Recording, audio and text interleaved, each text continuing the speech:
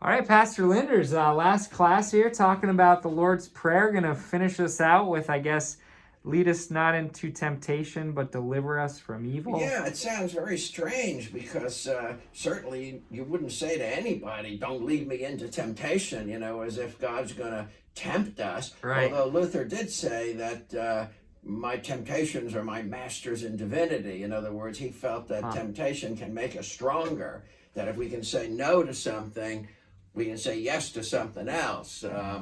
Robert Browning was a great 19th century English poet.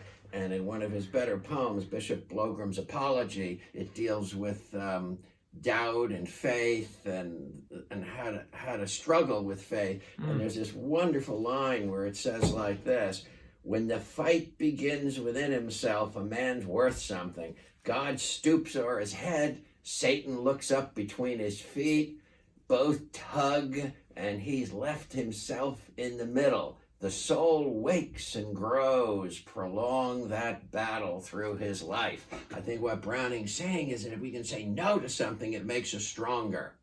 So let's say you have a big temper, an irritable disposition. So when you say, lead us not into temptation, maybe you're saying, when I'm stuck in traffic or someone cuts me off, and this happens to me because I tend to feel I got to move, Right. and they make obscene gestures at me, and I get a little annoyed, lead me not into temptation. In other words, help me to be calm. Or recently, I need this little procedure on my eye, and things are a little bit blurry, and I'm having a difficulty reading, and I'm a little frustrated. But maybe if, help me to temper my impatience a little bit, lead me not into temptation.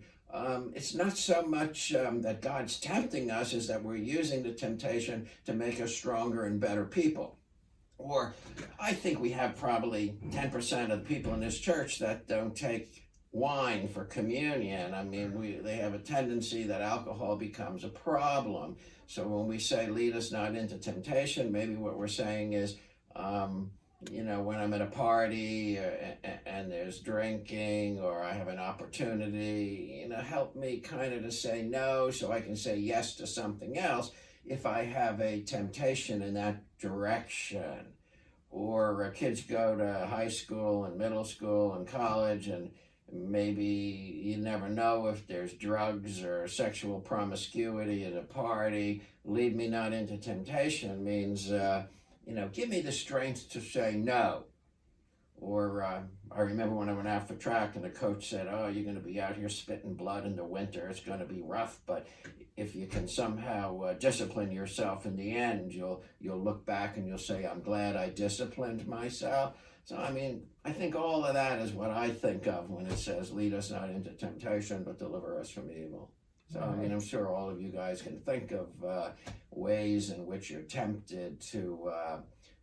they say the greatest enemy of the best is not the worst, but the second best. Because most of us are not tempted to kill somebody, but we might be tempted to gossip, or to say something nasty, or to put somebody down by innuendo. We're much more tempted to maybe build ourselves up by putting somebody down than shooting somebody because we don't want to go to jail. Right. So, all this, I think, fits in.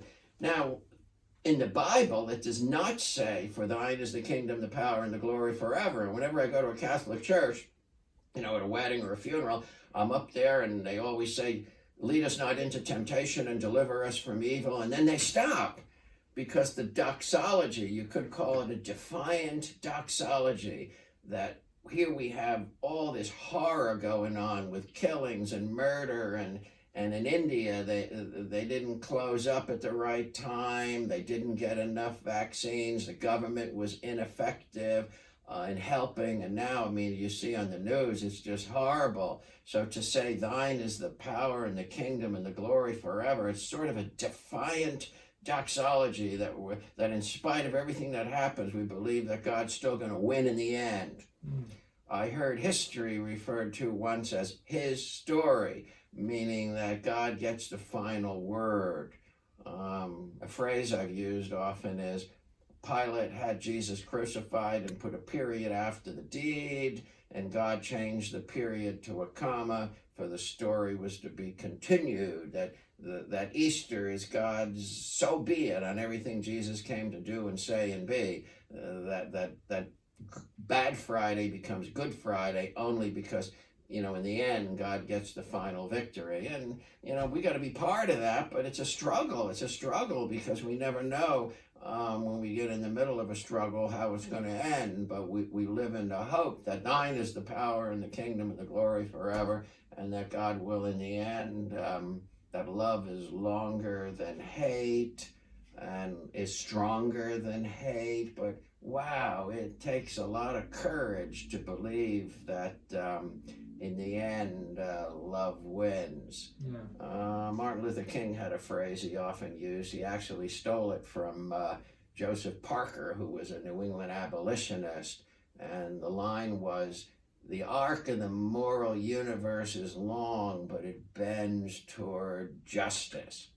I think that's exactly what's meant by thine is the power and the kingdom and the glory forever. That the arc of the moral universe is long, but it bends toward justice. That even though evil wins for a day, it's like the flies defeating the flypaper. That ultimately evil burns itself out. That Hitler and Mussolini, they burn themselves out. So when we do evil, we can't do wrong and really feel right.